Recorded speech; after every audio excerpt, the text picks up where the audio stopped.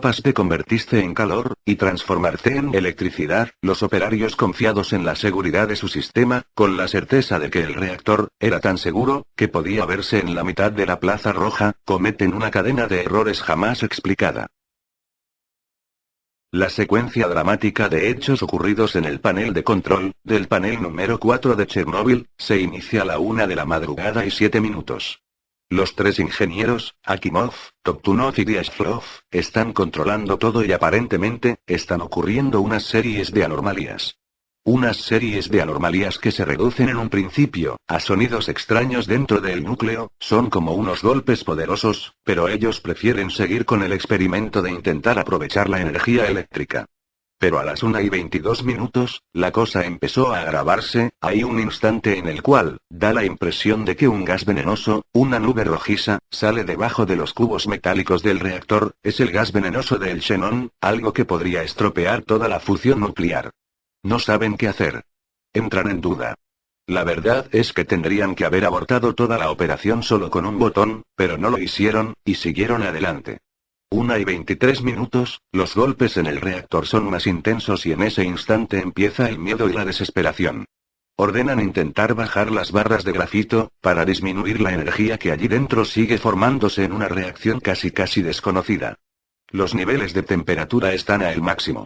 Las barras de grafito tienen las propiedades de absorber esa temperatura y graduar el nivel. Cuando pulsan el botón de abortar, ya es demasiado tarde, tanto las consolas, los primitivos ordenadores y las barras de grafito, no responden. Hay que imaginar entonces lo que pasaba por la mente de aquellos hombres encerrados en esa sala. A las 1:23:40, se ordena bajar el sistema de barras de grafito de forma manual, los cilindros macizos, descienden un tramo, pero no llegan a el fondo del núcleo, por alguna extraña razón se han doblado, y solo pueden sumergirse un tercio en el combustible. Están trabados en el colmo de la mala suerte. Por debajo, como en un burbujeo cada vez más intenso, la reacción en cadena, prosigue. Akimov y Toptunov se miran, se escuchan golpes secos allí abajo, avanzando hacia la sala central, saben que proceden de la boca del monstruo, y resuenan como el eco del fin. Nunca sabremos lo que pensaron en ese preciso instante, porque murieron con grandes sufrimientos, y sin dejar testimonio al respecto. 1:23:58. Cada bloque de 350 kilos, salta por los aires. La corteza irrompible del reactor nuclear número 4, ha desaparecido, después una inmensa nube roja, y tras ella, lo que parecía un sol en mitad de la noche, y en mitad del cielo en Ucrania la estrella de la muerte, la estrella de fuego, que ya ilumina con su terrible tragedia. Es el apocalipsis atómico, miles de personas, desde aldeas y pueblos lo contemplan. Ahora los ángeles exterminadores portan extraños nombres y un legado que sembrará de desolación la tierra. Estos nombres son: Yodo 131, desde el reactor 4 se extendió por Europa, se aloja en la glándula tiroides, se mantiene vivo 8 días, y bombardea el organismo humano desde adentro. Cesio 137, es un material pesado que cae a tierra y que es muy difícil de eliminar, contamina durante 30 años la superficie que toca. Estroncio 90, uno de los más peligrosos, ataca la médula ósea, y el cuerpo lo confunde con el calcio, duración, 90 años. Xenón 133, gas que se inhala y que ni siquiera la lluvia puede disolver, su ciclo de vida, 600 años. Plutonio 239, es el más peligroso, actuará, durante los próximos, 24.000 años. Nadie sabe qué hacer después de la explosión.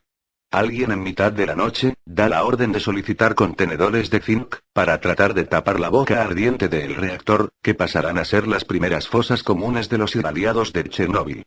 Uno de los operarios que sobrevivió, llamó a Kiev y a Moscú, aseguró balbuceando que el reactor había volado por los aires, que el techo se había convertido en un gigantesco boquete ondulado, y que está vomitando toneladas de combustible radioactivo. Nadie le creyó.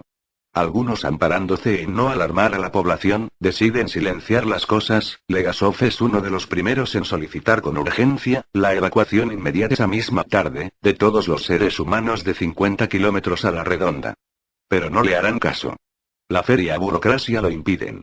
Y miles de mujeres, niños, hombres y ancianos, confiados, permanecerán un día y medio, sometidos a la lluvia de la muerte, jugando en los parques, descansando en los bancos de madera, tomando el sol, seguros de que el Estado siempre velaría por ellos, y les informaría de cualquier peligro.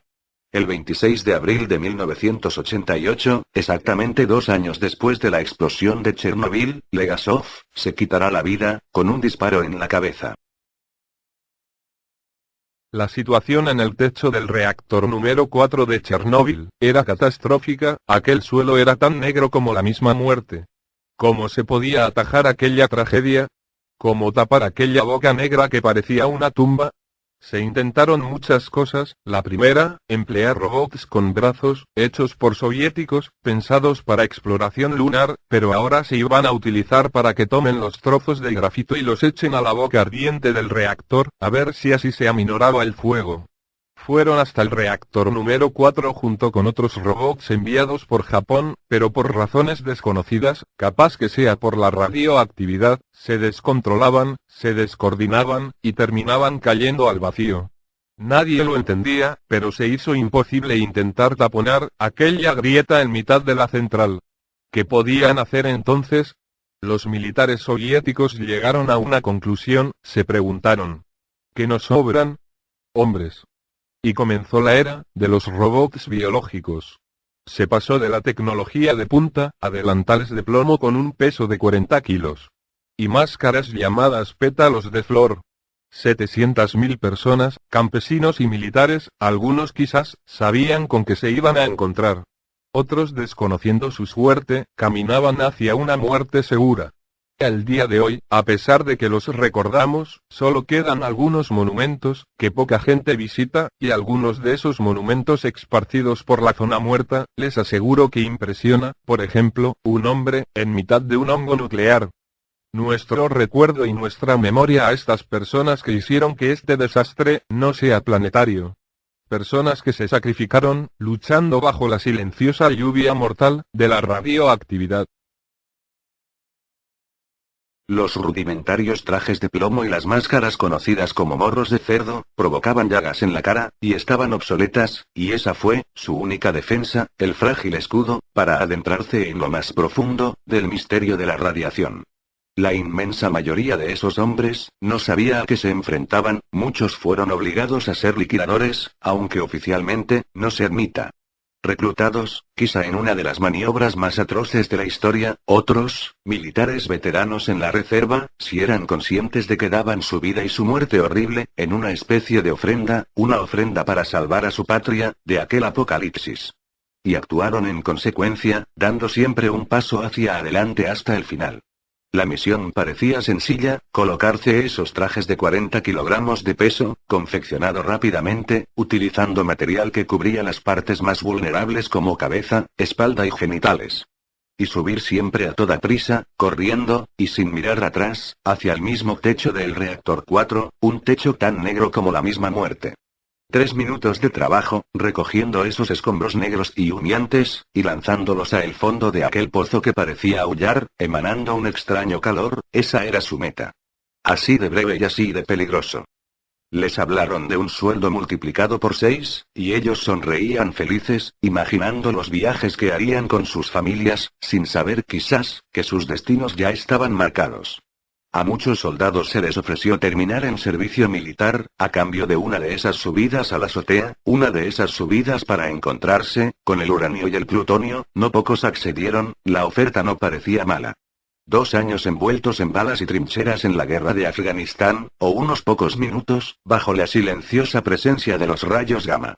Y otros hombres dijeron que no era por dinero, entregaron su vida de forma voluntaria. Solo hace falta cruzarnos con su mirada perdida en el tiempo, la mirada de alguien que sabe que camina ya, hacia el más allá, una mirada de alguien que se inmola para salvar a su país, y quizás la humanidad. La mayoría eran militares, pero también llegaban campesinos de los pueblos aledaños, sabían que el poder necesitaba de sus brazos, y de su valor, también sospechaban que aquel era un viaje hacia un final atroz. Aún resuenan las voces de los jefes, gritando angustiados, sabedores que cada segundo de permanencia en el techo, dividía la vida, de la muerte. Y continuaron iniciando la desigual batalla de la pala contra el átomo, lo nunca visto, lo jamás